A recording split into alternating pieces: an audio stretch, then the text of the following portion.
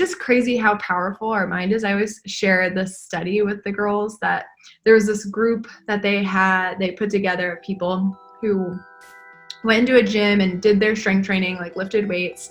And then there was another group, they just had visualize it. They never picked up a weight.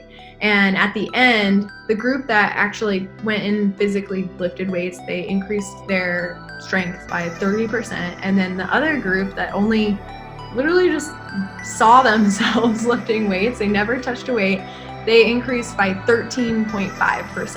I'm like, that is like wild to me. Like you can just visualize and increase your strength. That's just crazy.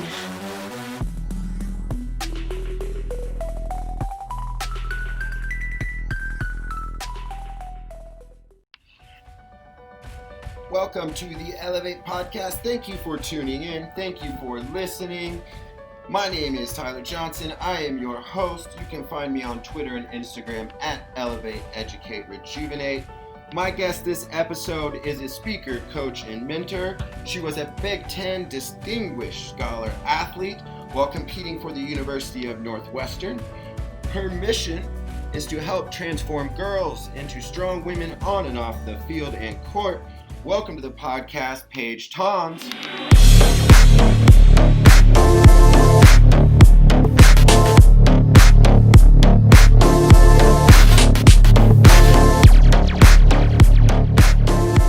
How are you? Thank you for joining us.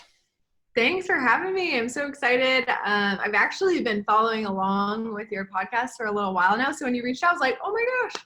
And we follow each other on Instagram. I was like, absolutely. So I'm super excited to be here and I'm doing well. So excellent. Well, we're excited to have you. I know one of the things that kind of getting connected through some of the social stuff that caught my eye about your work is when you go to your website, you see this statement, I help elite girls build self-confidence. And that drew my attention. I think it's amazing. How did that become your life's work? Yeah, that's a great question.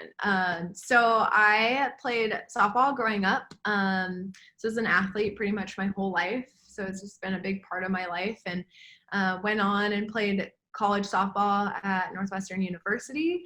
And then once I was done, and let me backtrack a second. I really struggled with the mental side of the game, or whatever you want to call it, the confidence. And honestly, it didn't even really feel like, I never really would probably describe it as like, oh, I'm not confident, but it was like definitely like a lot of self-doubt, those like what ifs questions creeping in my mind throughout playing, even when I was little, all the way until college. So it definitely was a confidence thing. I just didn't realize it was just like that self-doubt, questioning myself, what I was like, those limiting beliefs kind of thing. And I struggled through that all through like my first 3 years of college. So gotcha. Hitting was like ultimate struggle. I was playing well on the defensive side and things were going well, but of course, you know, high standards for myself, high expectations, wasn't good enough. I wanted to be a good hitter too. And so I really just, I struggled with that. I wasn't seeing results. I had not a great batting average my first 3 years. And then in my senior year, I kind of had this, like made this decision that I didn't even realize I was doing at the moment. But I just made this decision that I was really going to focus on the things that I could control, which was like, I was just going to go out there, do my best, which I was already doing. I was going to have fun. And I was just like, I'm just going to show up and do like whatever happens, happens. And that was like the way that I look at it now, it's like, that was my turn, my pivot of, okay, I'm letting go of the results, which is something that's really hard to do. Yeah. And it takes some like decisions, and like, for me, it was kind of like the ultimatum. Like I only had a year left. I was like, I'm just going to give it my all. Whatever happens, happens. And then I ended up having an amazing senior year. I doubled my batting average, had tripled the amount of at-bats that I got. So it was like a really, really great year. And then I got to the end and I was like, no, I was like, dang it. Like, what the heck? I wish that I would have figured this out a little bit earlier. I only have 1 year to like really shine. Yeah. So I just knew once I was finished it took a little while to figure that out after I was finished. What I call a little college to real life limbo. Yeah. After a few years, I figured out that from my experience and what I kind of figured out, and just changing the way that I was thinking about myself and the game that senior year, I had to teach girls this stuff, this confidence stuff, this mental training stuff so much earlier. So that's really where it came from. That's awesome. That's great stuff. And she's doing great work. We'll have her site linked up here to check some of that out as well. So if you are a gal or a guy that wants to even learn more, or you coach girls, definitely check out her site. You mentioned, what kind of led you into some of this work. Also myself being a Division I athlete years ago, what was another one of just kind of maybe just the typical challenges, and maybe it's athletes you work with now and some of the experiences you have, but just what was one of the other, just, I think there is this individual mental game that we all have as college athletes, but what was another kind of great challenge that you had to overcome as just being an athlete in college? Yeah. I really think like the biggest thing was, and it's funny, I was just talking to somebody about this. It was like, I somehow managed to realize that I had like this ego, not like in a like loud, like, oh my gosh, I'm so egotistical kind of way, but I just know that I've always kind of cared what maybe people think of me, but more so like I wanted to leave a legacy behind. When I played at Northwestern, I wanted people to remember me and in a way that had an impact. And I looked back at it now, I'm like, that was a little bit like egotistical. Like, why didn't I just like go out there and play and have fun and do those things like my senior year? And I think that's what really kind of held me back, was I at those high standards, those high expectations for myself. And I wanted to be remembered, and I was doing it all kind of in the wrong way. So it was like I wanted it so bad that I was, going into my at-bats like, okay, well, if I don't, get a hit, then they're going to pull me, which is the total wrong way of going about something like this. So I had to shift how I was thinking, and I had to shift how I was thinking about success, which sounds kind of weird, but like what success really is and what that looks like. And then also failure too, because I was not good at that. That was definitely like high up on the board. Like anyone that I played with, you can ask them. I was a crazy person when I struck out. Like I was definitely the girl like throwing my crap all around. Definitely not proud of it, but had to learn from it and experience it in order to be where I'm at today.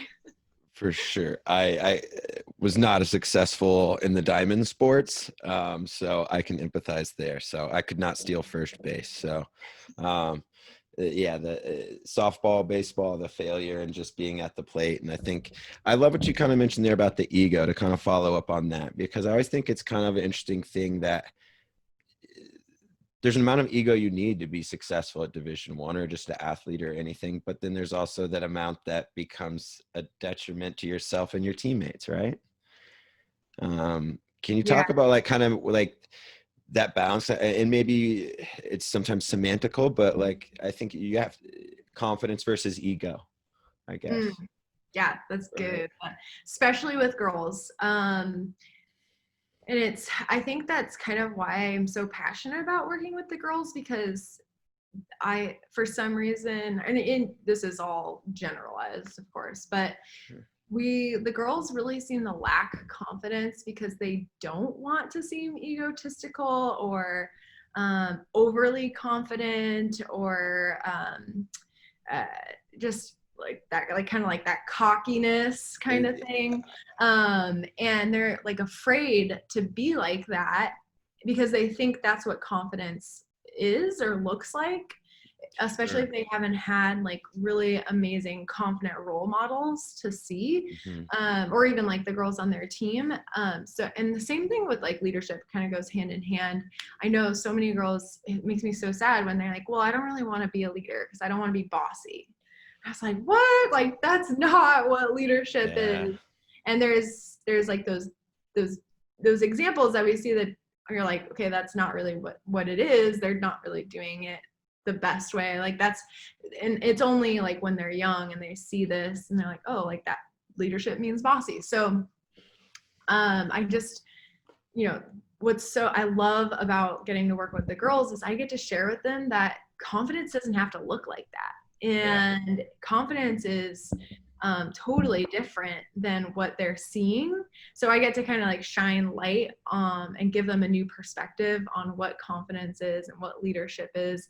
And then they're like, oh, I like this. Like, this is awesome. And they're like, once they start to do some of the work, like the actual like training and skills and habits and things, they start to see like, oh, this is what confidence is. Like, it's not this like overly, it's like really just for them. It doesn't have to really be for anybody else.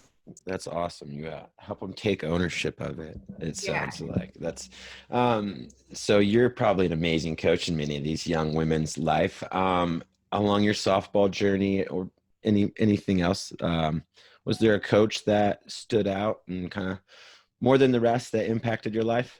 Mm-hmm. Oh gosh, I feel like it was definitely like a collaboration of coaches. There was one coach that she came in and helped in college. She came in and helped our team. She's studied psychology, so she was very heavily in that space. She was a pitcher too, so she really like was working on the mental side of the game. So as you know, pitchers they've probably got it like the worst. They got the most work they got to do, but she came in and she was just teaching us some different mental training skills, like talking about it, just having conversations about it. And that kind of, although it didn't really spring me into action right away, it did like plant a seed for me that eventually my senior year I got to finally use and take action and experience. Another coach that just like will always stick out to me was in high school.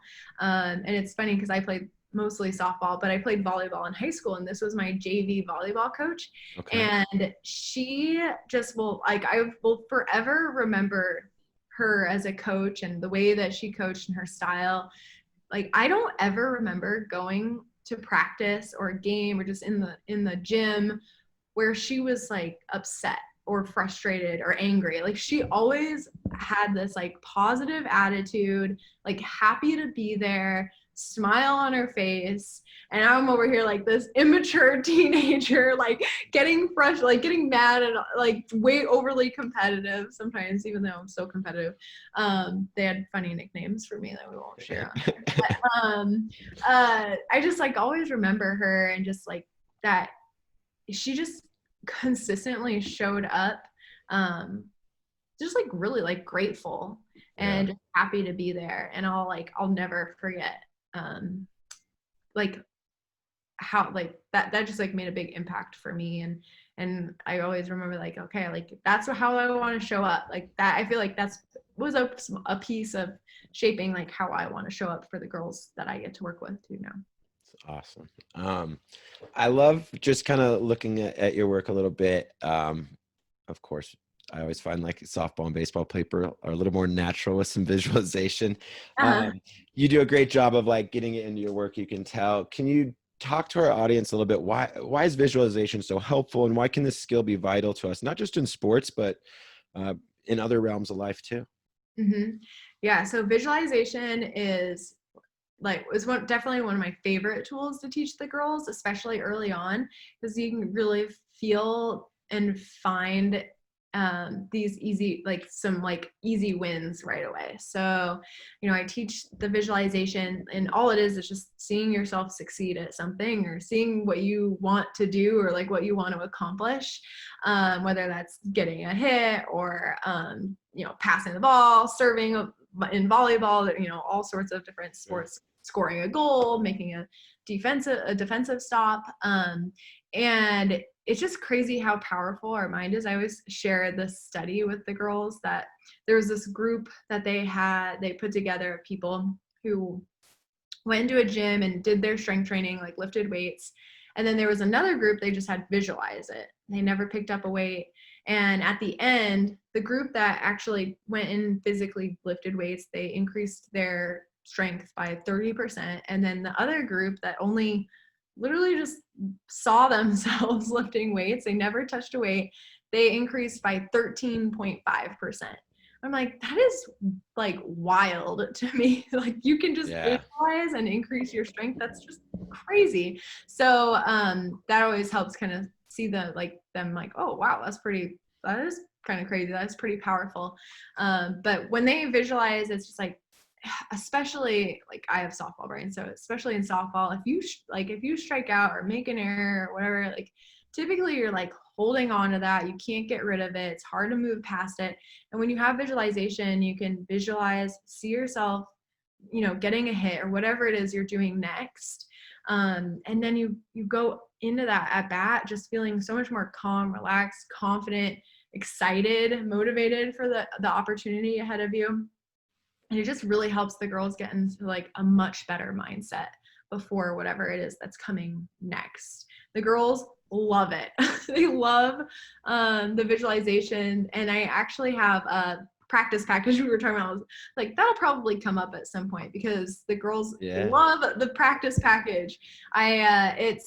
You can download it. It's free. I'll give you the link to it. It's on my website, but it's a PDF. And it has 2 videos of me just sharing, okay, this is how you do it. This is why it's important, which you just found out why it's important.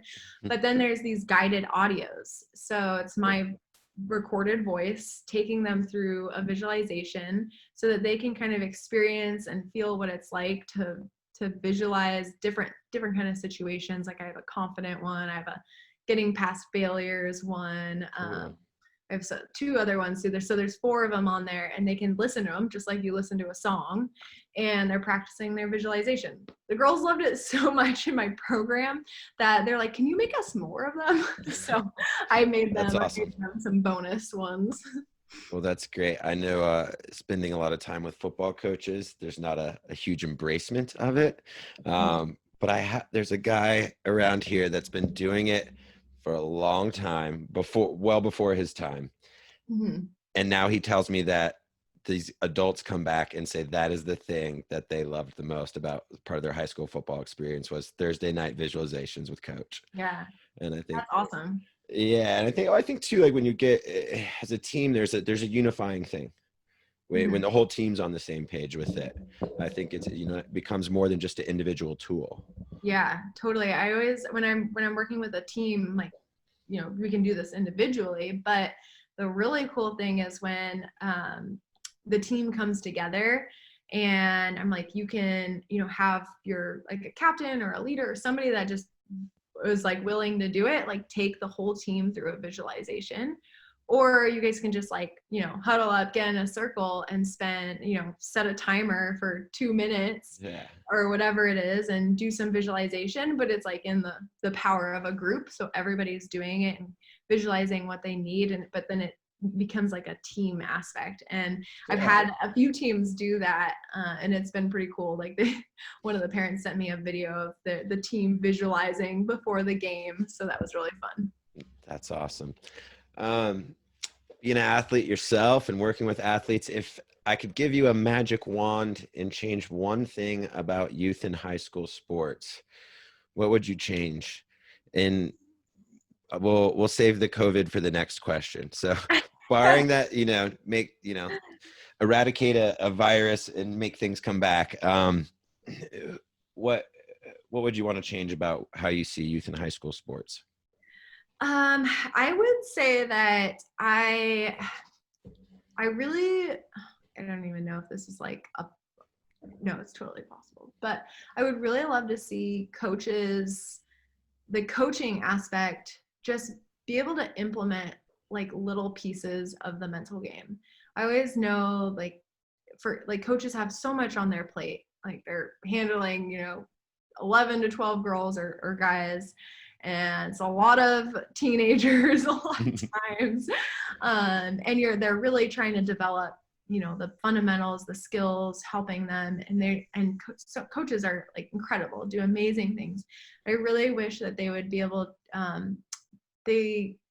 I think that the growth mindset, just learning the growth mindset aspect of just really, really paying attention and making sure their players know that it's not just the result that's important. It's all that progress and the journey and the work that's put into it, and putting a bigger emphasis on those things. Because I mean, I'm constantly working with the girls on a lot of reflection of, okay, we go through wins and challenges on our calls a lot, and so they get to share like the things that are going well, things they're excited about, proud of, and then also the struggles and things that they're getting stuck on.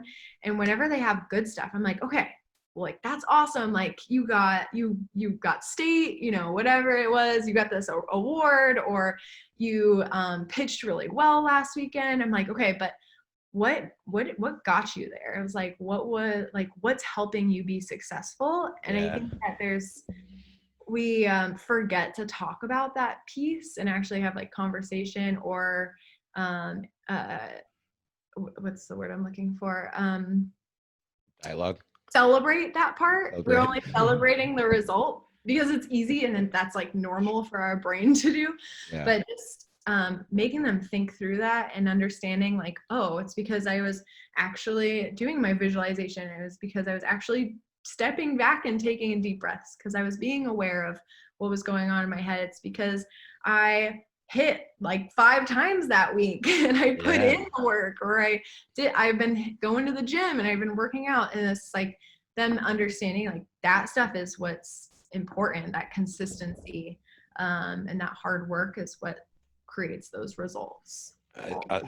I think that's awesome, because I think especially with student athletes, there isn't enough illumination looking back on the path that helped them achieve whatever they feel proud of. Mm-hmm. And I think I see it when I do workshops with coaches, and just sharing the question, why is it more important to catch them doing it right than wrong? Mm-hmm. Like you'll just get the funniest looks from coaches, like, what? Yeah. And it's like, well, which one do you want repeated? Like, and then it starts to click. But we think this, like, we got to coach the negative. It's like, no, let's make sure they understood how they got to the positive. Yeah. Yes, because that's what we want repeated. That's what I want them to do tomorrow. Yeah. Right. And it's funny. I had a couple girls this morning, and we went through those reflections of, okay, so what's helping you be successful? And it's like, okay, do more of that. Like whatever that is, do more of it. Like if you visualized at this time or this, whatever, like that works. Like keep doing it and replicate that. So sticking that into their brain. Figure it out and do more of it. So if I gave you another magic wand, I'm sure you'd help us eradicate a global virus. But given that the uncertainty that some of that has put us in, especially student athletes, coaches, people that work with sports all over, what are some things that we can do, coaches or athletes, to kind of sharpen some of our mental skills while we might be unfortunately afforded more time with less practices and competitions in front of us? Mm-hmm. Yeah, great question. So definitely the visualization practice package, like start just learning it and trying it out and practicing it, because you can do that at home. You can do it, when you're practicing, just by yourself. You can do it with, I know some teams are still practicing, but maybe not playing as much. So you can use it in practice and things so that you are going to be like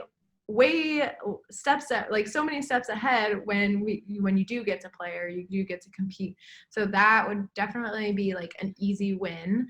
It's just some visualization practice package. Another thing that I think that especially I'm hearing a lot of the girls, like most of the time they're doing pretty good, and then they'll hit like that. I think we all do. Yeah. Like, man, this really does kind of suck. Like, it's like that. We kind of hit that low sometimes, and then something that I've reminded some of my girls is like, so typically you don't have a lot of time on your hands because you're going to practice, you got games, you're like tournaments, like constantly on the move, on the run. And I'm like, you're probably still busy practicing on your own or doing, what you need to do to stay sharp. But what are some things that like bring you happiness? Like, what are the things that make you happy? What are the things that bring you joy that maybe you wouldn't be able to do as much normally? And I'm not even like really talking about, practice or drills and things.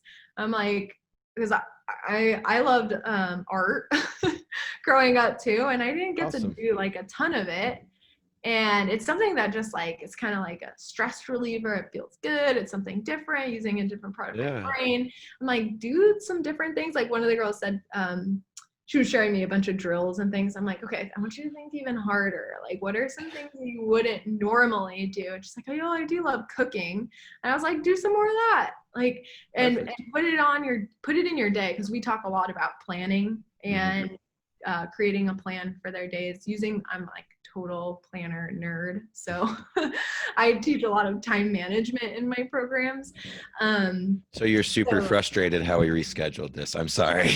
Oh no, you're good. Fridays are like super easy. I typically don't have like a lot of girls on Fridays. So this is my like fun day. Okay, good. But yeah, I'm a total nerd when it comes to the planner. Like my favorite day when I was in school was the day that they passed out the planners. It's like, yes, best day ever, like new planner. Are you like I'm a nerd in color coding sometimes, like I'm not like crazy about the color coding. It's just really like having like my written planner, like, and I mean, I have, electronic too now, because how could you not have electronic these days? But just having like that plan of action, and that's really helped me a ton being like a business owner too. On that perspective, it's just knowing what I have going on that week and what I need to accomplish. And it's just been like, I would say it's definitely one of the biggest things that's helped me be more successful in sports and stuff, because you have to manage a lot of things. And I know the girls, and athletes in general struggle. They're like, well, I got so much going on. Like, I don't know how to balance it all. I don't know how to get my homework done and all this softball or basketball or whatever it is. Yeah. So that's why I do the time management, and they actually really enjoy it. You would think they're like, time management, boo. I mean, I don't call it like the time management workshop, but yeah, that's been a really fun part for me, because I know how important that is in our lives, is just having a plan, even if it's not as crazy as mine. And I think it's good with kids, like how it doesn't mean it's going to have to be the way it is.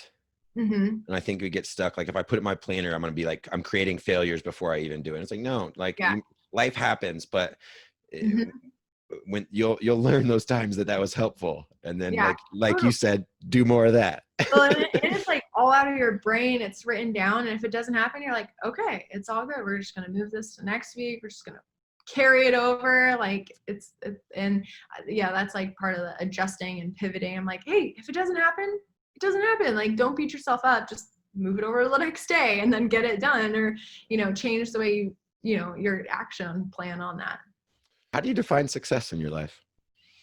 Ooh, that's good. Planners. Just kidding. Boom. Planners.